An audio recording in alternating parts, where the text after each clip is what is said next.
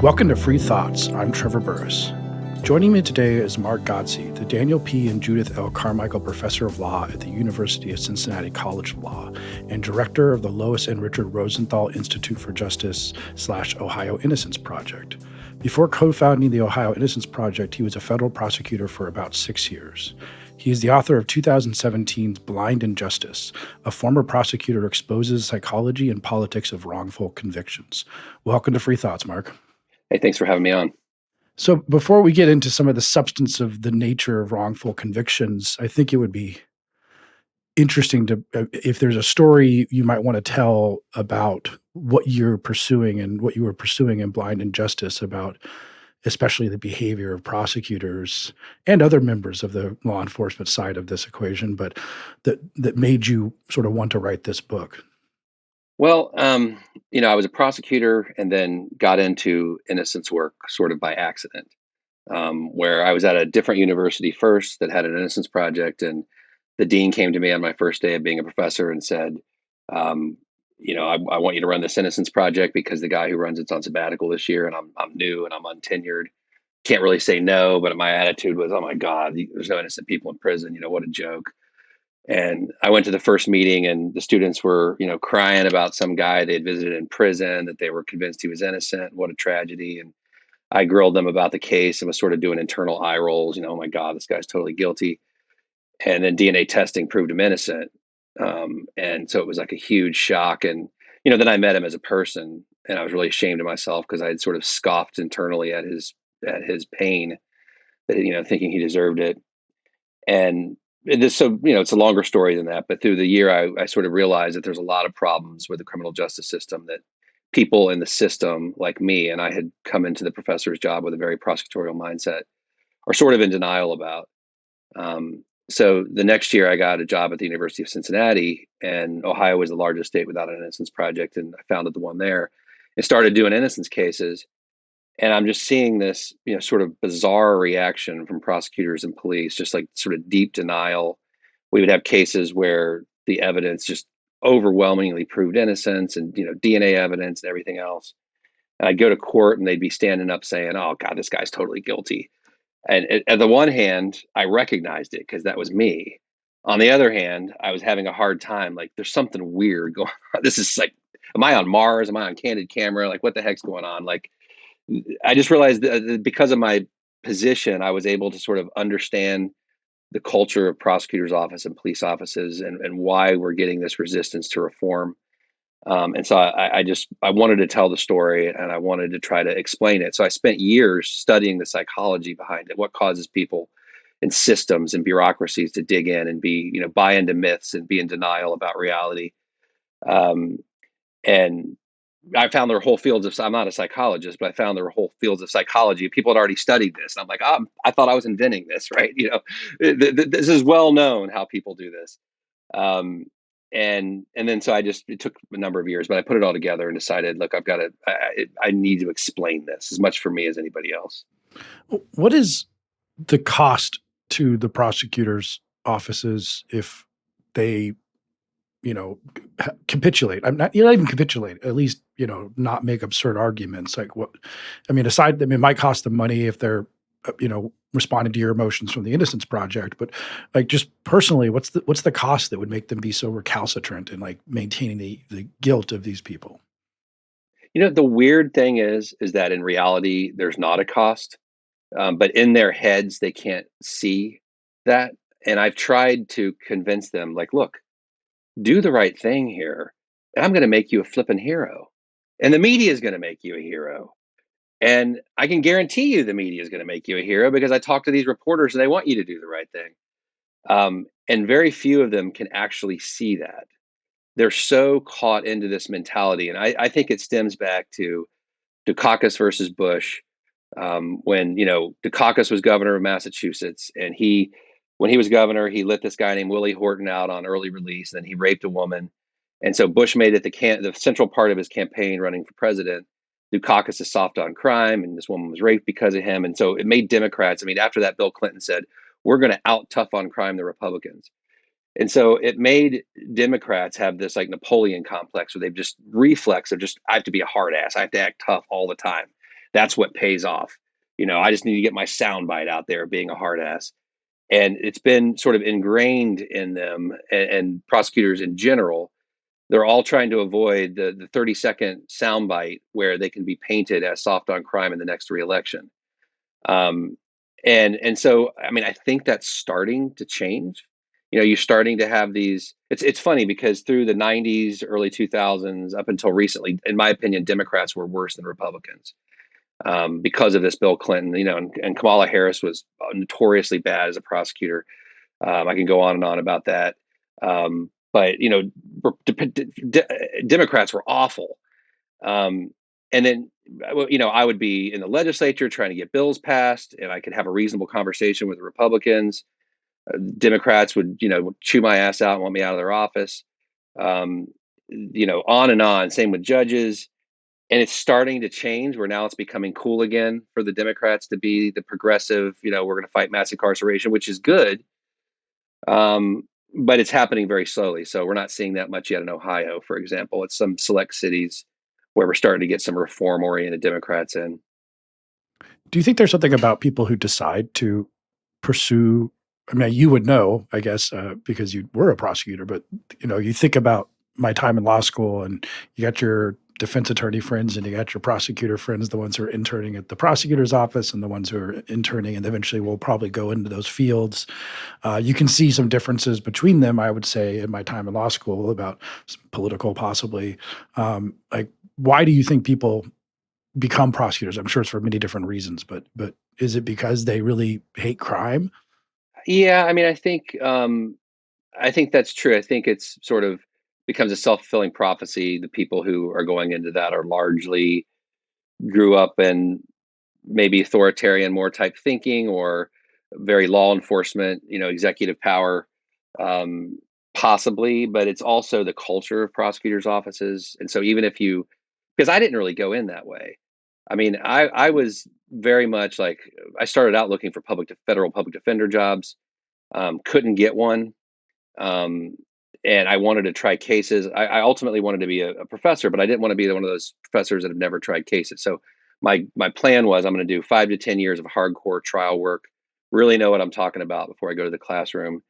And I ended up as a prosecutor more because that gave me that opportunity, and I was sort of middle of the road on this issue. But once you're there, I mean, it's very competitive in the sense that everybody wants to look like a rock star, right? You get in a new job, you want to be the one that wins the cases, you want to be the one that gets the promotions, and you want to be the next first assistant prosecutor, you want to be the chief of this division.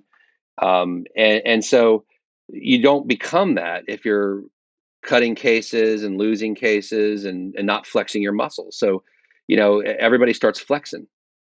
And the funny thing is, when I was a prosecutor, if you went around and there was, and talked about, oh my God, this trial I've got coming up, oh, there's a lot of evidence that maybe he didn't do it. It's going to be a big stretch. Boy, I might lose. Um, there was a name for somebody who had previously worked in the office. I won't say the name, but I'll just make it up, like Harris. And they would go, oh, you're Harris in your case, right? And it's sort of like the kid in high school to be like, oh, I failed that test, and then they get an A. And what that shows is that if you win the tough cases that you're not supposed to win, that's a feather in your cap, right? That shows that, like, you pulled this rabbit out of a hat. You're this miracle wizard of a prosecutor. And so, ironically, the ones that maybe were on the margin where there's not a lot of evidence of guilt, those are the ones you want to win the most because it shows how great you are.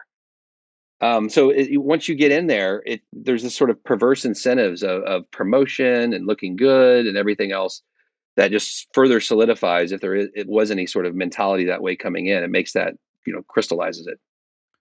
Well, you do have to have some level of evidence. I mean, the decision to indict, the decision to proceed forward with criminal charges, whether it's plea or all the way to a jury trial, you do have to have some evidence for the prosecutor to decide that this is likely that they did it or worth going forward with. And so the ones that they dismiss, those are the ones that they're kind of helping out. But after they make that decision, it seems like that they would continue to defend that decision all the That's way. exactly right. Yeah. That's exactly right. So, I mean, and make no mistake about it. Like, when I was a prosecutor, If you cut a case early, like you don't allow it to go forward, there's a political price for that. So, there's pressures not to do that, even if the case is on the margins. I mean, there was a couple of instances I could tell long stories about it, but one of them was with an agent who I'd become friends with because I'd done several cases for him.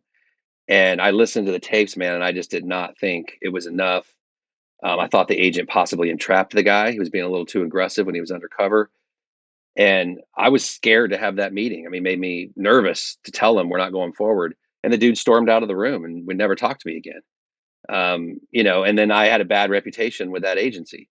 And I have other stories like that too. So I mean, it's not like it's this neutral. Oh, I'm going to look at the evidence and I'm going to decide, thumbs up or thumbs down. You pay a political price when you cut cases that an agency or police department's worked a long time on. But then, if you make the decision to go forward, there's really not a thought after that point to changing your position. It's not part of the vocabulary. I mean, at that point, the adversarial system is sunk in and you're kicked in and you're doing everything you can to win.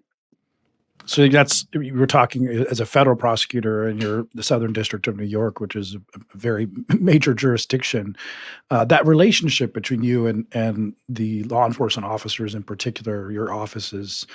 It seems like on a federal level, this idea that we're the feds and we're super professional. But how is that on, say, a small county in Georgia or something, where with the law enforcement, the prosecutors? Is it a similar type of intermixed relationship there? I would assume so, but I mean, I can't talk about Georgia. But when I went from being a federal prosecutor in New York and working with the FBI and these federal agencies, a lot of these agents had master's degrees and, very educated and thoughtful people. I mean, I don't want to cast aspersions, but I came back and started doing innocence work in the state of Ohio in some rural counties. And it was like going into a movie set and dealing with these like characters out of central casting, very, very different than what I had dealt with in New York. And so, Georgia might be the same, where it's just lockstep. Everybody's of the same mentality. There's no nuance. There's no, everything's black and white.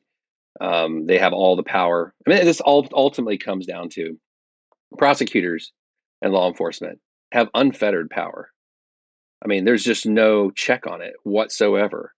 I mean, we've got cases where we exonerate. This happens all over the country. We exonerate someone and we demonstrate gross police misconduct, cheating, lying.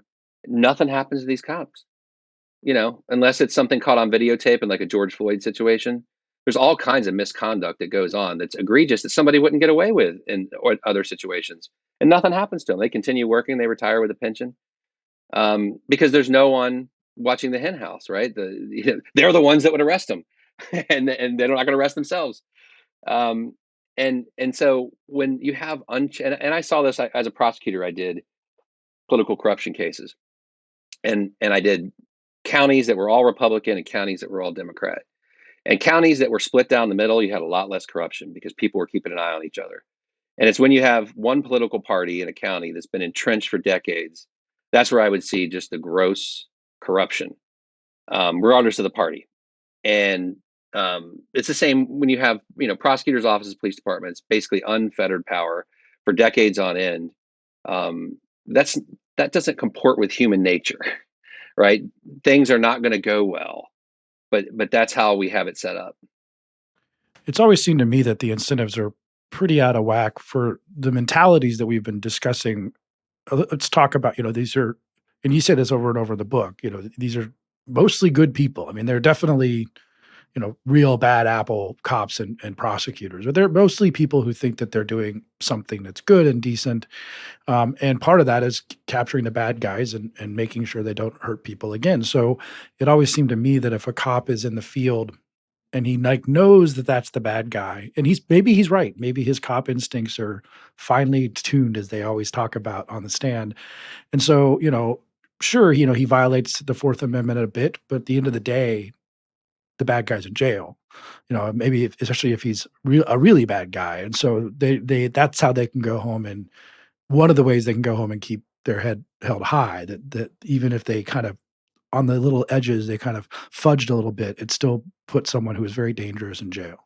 Right. So in the book, I didn't coin this phrase, but I'm talking about that in terms of noble cause corruption. So you're doing it for a good cause. Anybody can put themselves in a position. Let's take this violent crime where this beautiful person was murdered and the family is completely devastated, and you're the officer in charge of it. It's human nature. You can understand why, if your instincts tell you somebody did it, you would cut corners, and you would think, and it's not a crazy statement to say, it's the just thing to cut corners, right? That's understandable. Um, the problem is that we are not as good at solving crimes. I'm talking we, meaning human beings, as we give ourselves credit for. And in reality, our instincts are often wrong. And police aren't properly trained on how to combat tunnel vision and confirmation bias and all these psychological things that lead investigations astray. And this is what leads to wrongful convictions. A lot of these times it's not a cop or a prosecutor who's evil saying, wow, this guy's innocent, or I don't know if he is or not, but I don't care. I'm going to ram this through. They are going on their instincts and they do believe the person's guilty. They're just wrong. Um, and and I think noble cause corruption is part of human nature. It's going to happen to some degree. But I think if you step back and you look at it and you see the number of wrongful convictions, we can do better. We can do better. And it's not to say that somebody who's trying to solve a horrific crime and help the victim's family is a bad person, but we have to know our limitations. And these cops get to the point, and it becomes groupthink, where they feed on each other. That basically they can just figure things out in a snap, and they can't, and they're wrong a lot. And we need to have more humility, and we'll be able to do the right thing, but we'd be able to do it more carefully, and recognize that if we don't do it more carefully, there's great human tragedy on the other side, which is destroying somebody's life and another family's life by sending somebody to prison for life or death row for a crime they didn't commit. It's happening far too often. So it's a balance. What about the judges in this situation? They're the actors in the system that's supposed to make things fair. So are they living up to that task? I mean, no. So again, I was a federal prosecutor, so I was in the federal system. The judges are appointed for life. They don't have to run for reelection. And, judges were known as having views. It's not like everybody was neutral. Like, this is a pro prosecution judge, or this is a pro defense judge, or this judge has this quirk. But you never got the sense that they were acting from outside pressures, right? They were just basically acting true to themselves. And you might not have liked who they were, but when I came back and started doing innocence cases in Ohio, it was culture shock for me that there was basically no separation of powers, and the judge was the same as the prosecutor, and they were politically aligned. Many times clear they were talking ex parte, which they're not supposed to be doing, with me not there, and lining up the case to get it how they wanted it. And an experienced attorney in this field, maybe it was Barry Scheck, I can't remember who, when I first started, said, "Look, no matter how strong your evidence is, you're likely to lose in the trial court. That's the prosecutor's home jurisdiction. They practice in front of that judge all the time, and you get a better chance the further you get away from that. Courts of appeals and ultimately federal court and habeas." And I found that to be, sadly, very true. I can remember one of my first cases. The prosecutors were engaging in all kinds of just petty stuff, um, and moving to strike my motions because the certificate of service said U.S. mail, and I'd emailed and faxed it to them, and just nonsense like that. And they continued asking. I had an innocent guy in prison. I ended up winning that case because the evidence was overwhelming. Filed a brief with an inch thick of documents supporting that this was a wrongful conviction, and they got their 30 days to respond. Came on the 30th day. They asked for another 30 days. When that 30 days came, another 30 days, and it went on. And I started objecting. This is ridiculous. This guy's in prison. He deserves a hearing. And I remember the judge said in a conference, "Are you suggesting that my prosecutors would unfairly delay a case?" And then throughout the entire case, he would say, "My prosecutor," draw it out, "my prosecutors." And I put that in the book because it's just, it showed, like, he saw himself on the same team, and he made it clear. And he denied our motion despite the overwhelming evidence. And we had DNA evidence, and the letters DNA never appeared together in his opinion. And we eventually had to win in the Court of Appeals once we got it away from the politics of the situation.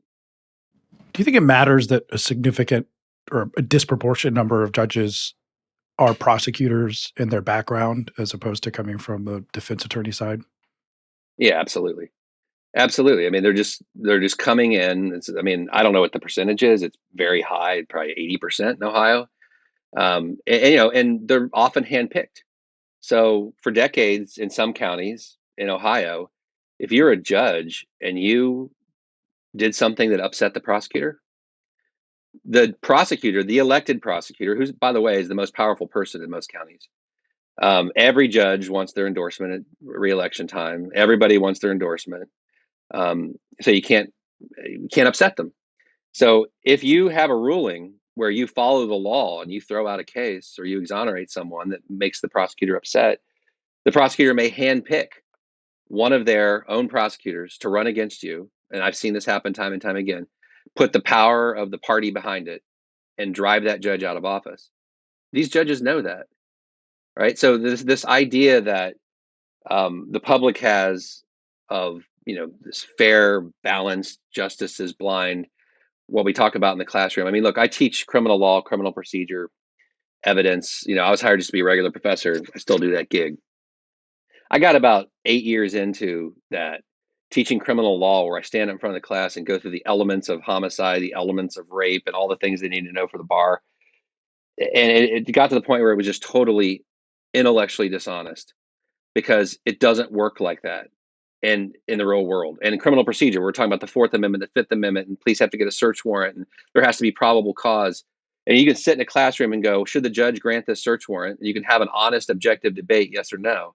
In reality, the cops are getting that search warrant. And so I got to the point where I had to say, like, look, yeah, we can talk about this, but sadly, this is how it's actually going to work. Um, Once I made that switch, it was funny because my evaluations, I got about 10 or 20% of the class that started writing things like, "Get off your damn soapbox." You're the cynical, crusty old professor that's just jaded. That's not how it really works. So a lot of kids won't accept it, but it is reality. Taking a step back, in working in the Innocence Project, what how do you get your cases how do they usually come to you? And then when you start evaluating them, what are the kind of red flags you're usually looking for as you move forward and saying, "This is a good one we can pursue"? I get asked that question a lot, and it's very tough. Um, the inmates write to us, and we send them a questionnaire, and they have to fill it out. It's very tough to explain, and I guess the best way to explain it, and I don't know if this is helpful or not, is you imagine a busy newspaper that you see in the movies with a million little desks and the phones ringing all day and all these reporters and all these tips are coming in, but only a certain number of these tips end up being an article in the newspaper. And so the reporters are getting these tips and they're quickly making a few calls. They're trying to see, does this story have legs? And that's sort of the way it is. Like, these are coming in and they're put on a conveyor belt and they start moving toward the finish line, which is being filed in court. And various things will come and cause and swing by and cause that file to be knocked off. And eventually some of them make it to the end, which means everything we're doing, it keeps verifying the claim of innocence. There's nothing that caused it to be knocked off. And, so on top of that, though, I mean, there are clear things that will make a case stand out. So, one of the big problems is we've got a lot of people in prison on junk science, where they were, convicted on this, what we now know as bogus arson science, or, hair comparison or bite mark and all these things. So, the students are trained at the beginning. You get a letter in from somebody that the primary evidence against them was this one of these junk science categories.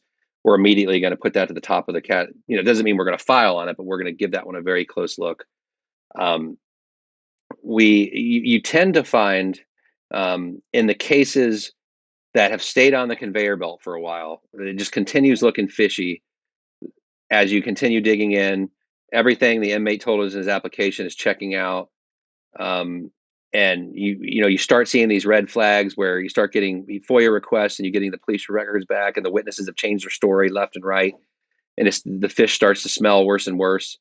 Um, Often in those type of cases, you end up finding what are called Brady violations. Based on the U.S. Supreme Court case Brady versus Maryland, the police have to turn over exculpatory evidence they find during the investigation that helps the defendant. And the percentage of time when we get a case that starts to smell really bad, when it starts to smell really bad, that's when they really sometimes have to cut corners to get a conviction. And we start digging in and really demanding or suing for the public records that they're not turning over. We end up finding that there was a much better suspect, that there was all this evidence pointing to somebody else. But you know what? They'd already gone out and arrested our guy, and they'd already got on TV and patted themselves on the back that they'd solved the crime. And then all this other evidence comes in that makes somebody else more likely the person who did it, and that's all just shoved under the rug. So, another part of it is when these cases continue to smell, really trying to dig down to get to the bottom of why it smells and what happened and how that sausage was made. You mentioned this phrase before, but you kind of just described it. But the tunnel vision aspect of this, but that can end up infecting multiple layers of the prosecution's decisions and people involved in the system. Correct? Yeah, I mean, tunnel vision is human nature. I mean, so our brain can't process everything. Um, and we now understand this a lot better than we did even 10, 15 years ago. But we use filters um, to help filter out sort of that's why people perceive the same incident differently. Um, and we don't remember everything either, right? We're selectively remembering what we deem as important. And our pre existing beliefs have a lot to do with how we perceive evidence and how we remember evidence. Um, and I've created a short video on a series of different psychological factors from the book, which does a much better job of explaining it. But if you have a pre-existing belief, for instance, this person's guilty, um, and witnesses come to you, and they give you information that contradicts your belief, you're much more likely to label that person, "Oh, that guy's lying."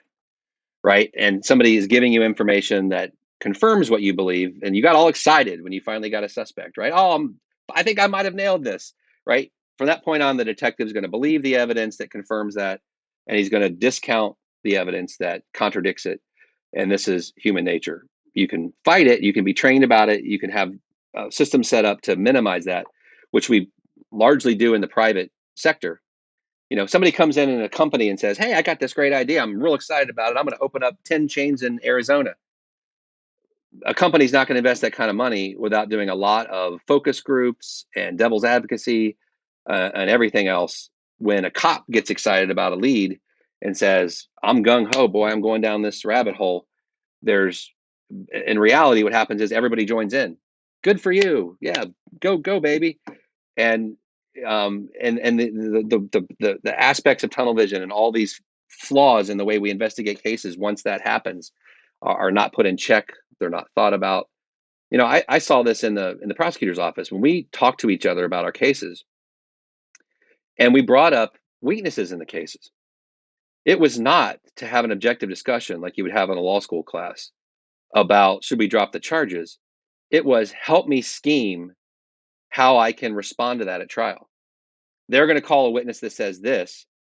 Let's brainstorm and come up with what my response to that's going to be.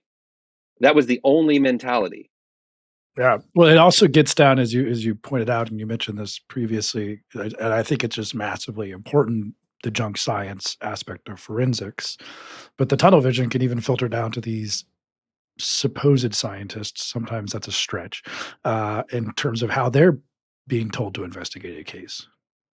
Yeah, you know what?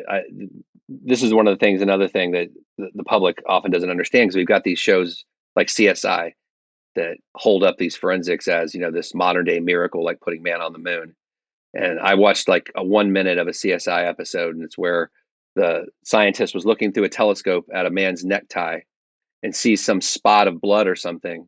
And then she leans back in her chair, and then in her head, she can picture exactly what happened. Right. And I had to turn off the TV. Um, I can just give you one study to illustrate this. I talk about this quite a bit in the book, but confirmation bias and these filters I was talking about literally affects what we see. And if you have a pre existing belief, it will limit what you see. And there's all sorts of things. And I have some experiments in the book you can do yourself to show this. But Itiel Dror is a psychologist in London that studies confirmation bias and these filters. And he decided to do an experiment with fingerprint experts who had held themselves up as a rock solid science with zero error rate. And he went to fingerprint experts around the world, leading experts, and said, "Will you participate in this study? I'm going to give you two fingerprints. One is the one taken at the police station by the defendant. The other one was from the bloody knife. And years ago, a fingerprint expert testified in court that this was a match, and that's what caused this defendant to be convicted. But we now know that he's actually innocent because DNA has proved someone else did it, and we know the fingerprint expert made a mistake. Will you look at these two fingerprints and show us where the fingerprint expert went wrong? Show us the discrepancies between these two fingerprints. What these fingerprint experts that were participating in the study did not realize, however, is that they were being lied to.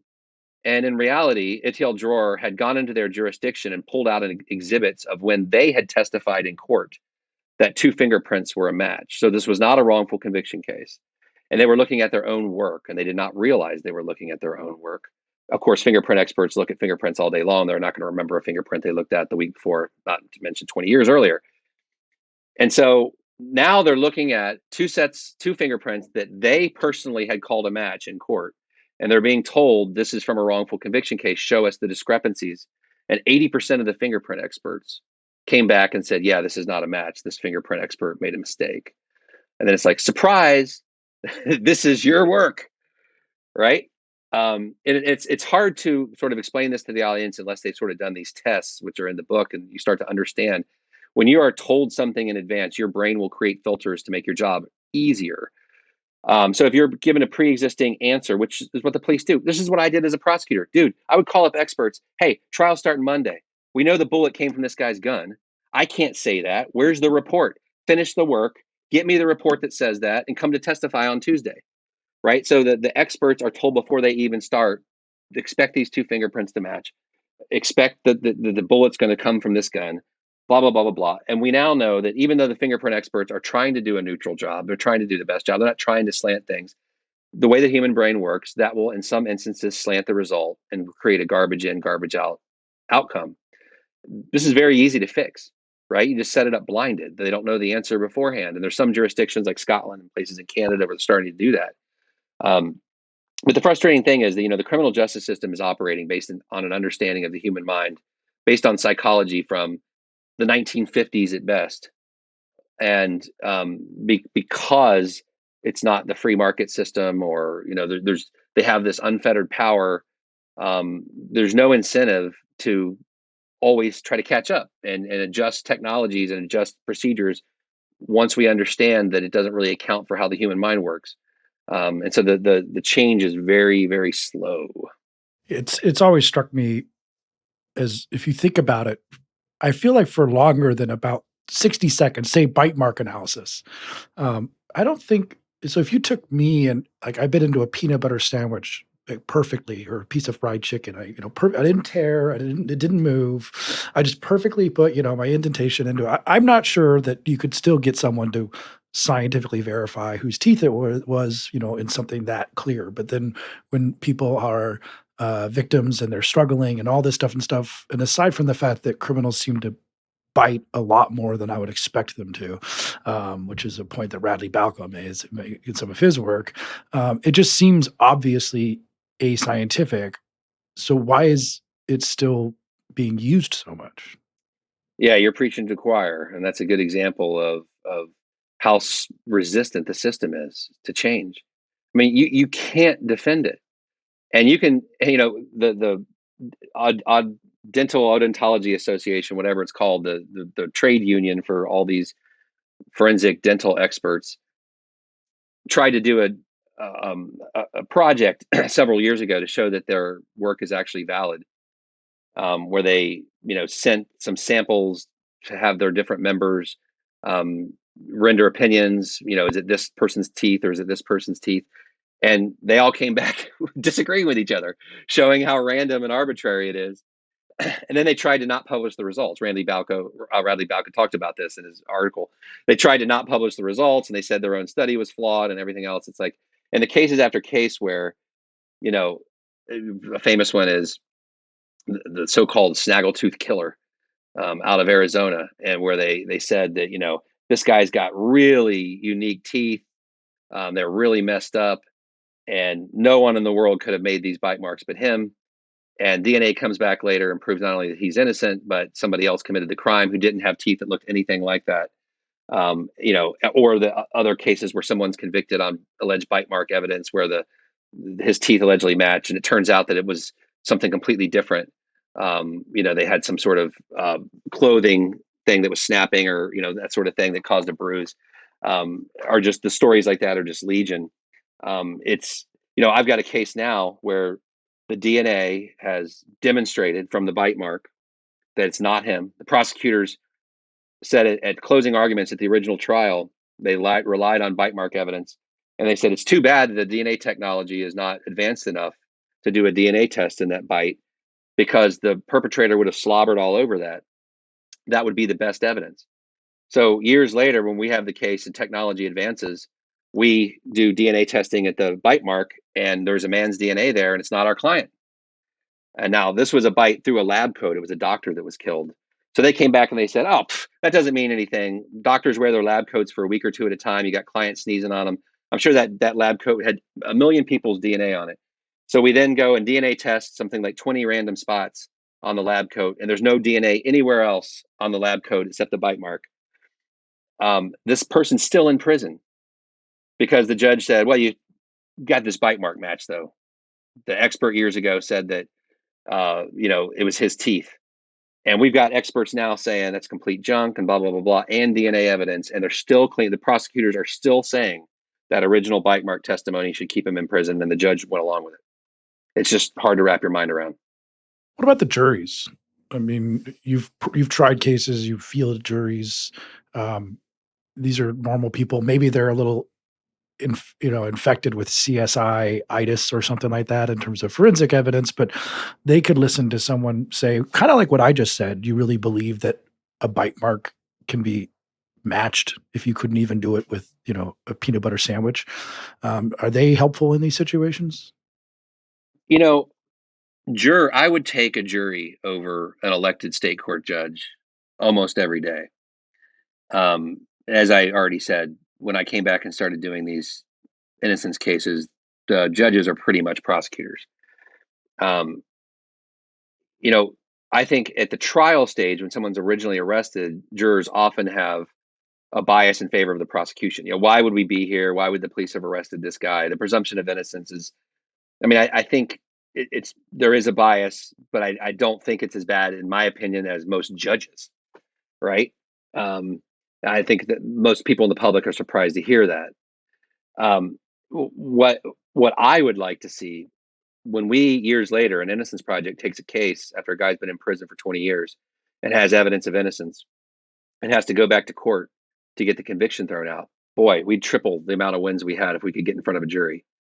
Any of these cases that we have to go and fight for years, and the guy has to stay in prison, or we sometimes lose, and we have really strong evidence of innocence. Anybody you talk to, the reporters will tell me off the record, this guy's totally innocent. Anybody objective can see what's going on, and you put any of these cases to a jury, and we win them. So, I would, at least in the post conviction stage, I would kill to have juries decide the fate of our clients. Now, one of the interesting things in your experience, we have the forensic stuff. It seems like the other really common source of wrongful convictions, and a shockingly large amount where eyewitness testimony is the only essential evidence against someone. But in that situation, it's the jury is supposed to watch the person testify, look them in the eye, decide whether or not they're telling the truth. That's the best system we've yet come up with. We know lie detectors are, bad in themselves. So is that good enough for a conviction in those situations, or is it too often mistaken? Well, I don't. It's a complicated answer. You can't stop prosecuting crime just because all you have is a couple eyewitnesses. But we can do better. So there are procedures that will minimize the risk of a wrongful identification. There are ways the jury can be informed to better evaluate the witness's testimony. And if there's a murder that happens in broad daylight and three neutral witnesses saw the person and identify them, I'm not one that would say, well, you can't prosecute that case because all we've got is eyewitnesses, right? So two things have to happen. or even one eyewitness. Even one eyewitness. You can't say, well, you can't. I don't think there should be a rule you can't convict someone on one eyewitness. But we got to do the best job we can do. And so you've got to have procedures that are readily published and easy to understand, verified scientifically over and over again, that make that identification as good as it can possibly be. And then the jury has to be given the correct information to properly evaluate that testimony. In most situations, we're not doing either one. So that's the first complaint. The second problem is that if evidence comes back 10, 15, 20 years later suggesting that person's innocent, we have to have the humility and the open-mindedness to be like, look, we're all doing the best we can here.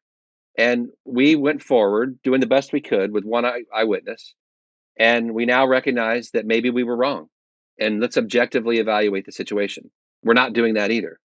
So the Innocence Projects are coming back to court in cases that had incredibly weak evidence, where you look at that one eyewitness and everything wrong was done.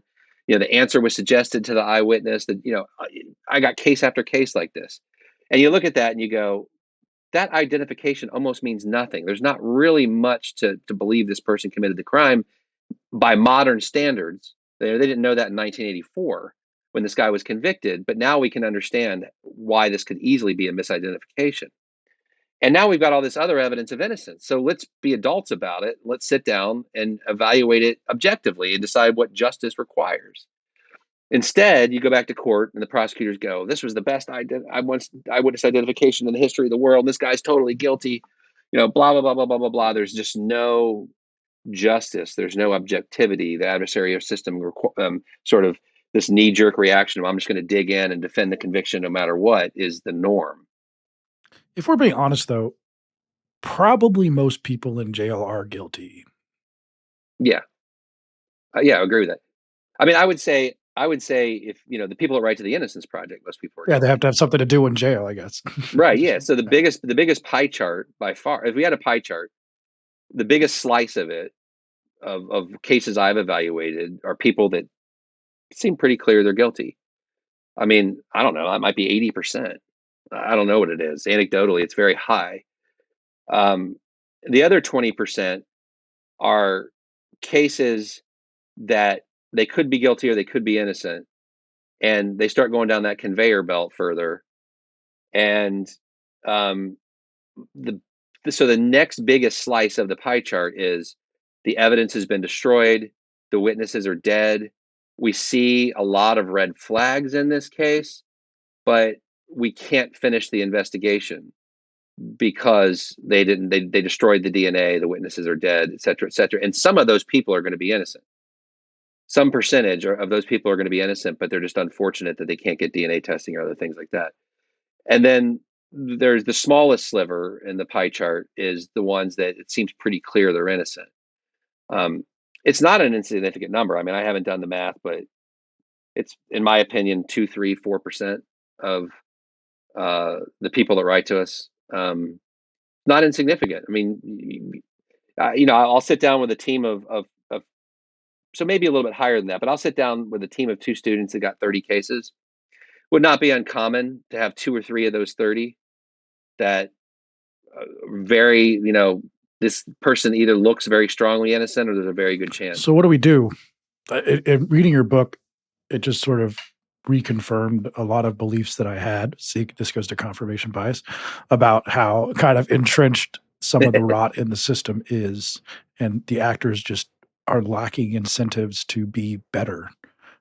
So when you're trying to come up Yeah, it's a with a fair way way to of saying fix it. this rot, it becomes a little daunting. I mean, do you have any winning ideas that can move us along? I don't have an idea that excites anyone, but it's the only idea, um, and I think it will work. Which is, I've been doing this. I'm one of the old people now in this movement. I've been doing it for 20 years, and so I see new people come in and start an innocence project in this state or that state, and they get burned out after 2 or 3 years. It's like, wow, this nobody's changing, and da da da da. First of all, it is changing. It's changing very slowly, frustratingly slowly, but it is changing.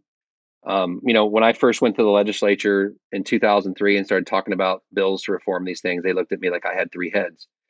And now everybody knows what I'm talking about. We're getting bills passed. It's changing very slowly. And I think the way to look at it is this is a decades long civil rights movement. And, I look at how issues like LGBTQ, the culture has changed since I was in high school in the 1980s, where a kid in my speech class stood up and gave a speech, a hate-filled speech, and nothing happened, right? And you can't do that now, thank God. And we still have issues, but things have dramatically changed. And it's not like there was this one eureka moment where everybody said, "Oh, we've been looking at this wrong." It changed gradually over 3-4 decades from people yelling and screaming and educating. And silly as it sounds, things like Ellen and Will and Grace, and so I'm spending my time trying to get shows made and things like that because I'm seeing this as a cultural issue. And it's slowly changing. And so what we've done is we now have what we call OIPU, U for undergrad. So like ESPNU is the college sports station. And we've got chapters at 12 colleges around Ohio of undergrad students who are meeting and putting on exhibits and demonstrations and awareness campaigns on their college campuses. Most people going to law school now, anywhere in the country, are learning about this stuff in law school. I mean, I teach this stuff in law school, and 5 years ago, it was the first time these kids are hearing any of this stuff. Now, most of them are hearing about it in undergrad. So I'm seeing the change. And if you think about it, prosecutors, police, chiefs of police, these are people that cut their teeth in the 1990s. The people who are in power now, with the Bill Clinton, Kamala Harris mentality where they had to be complete hard asses, those people are still in power. But the cultural change is happening. You can't be somebody who's in their teens or 20s now and is in law school or recently out of law school is wiser, and they've been educated differently. And I do think that if we continue this push, the cultural change will continue to happen. And when these people get into power decades from now, or 1 or 2 decades from now, it's going to be different. And it's going to be this slow cultural slide like we've seen with like LGBTQ issues or even marijuana. I mean, when I was in the 1980s, I was in high school. If you did marijuana, it was a gateway drug and you're going to be hooked on heroin and everything within a couple of weeks. Now everybody realizes how silly that was, and it's legalized in most places. It's a slow, gradual change of attitude. That's how we've got to approach it. And you've got to be ready to have this fight for the long haul.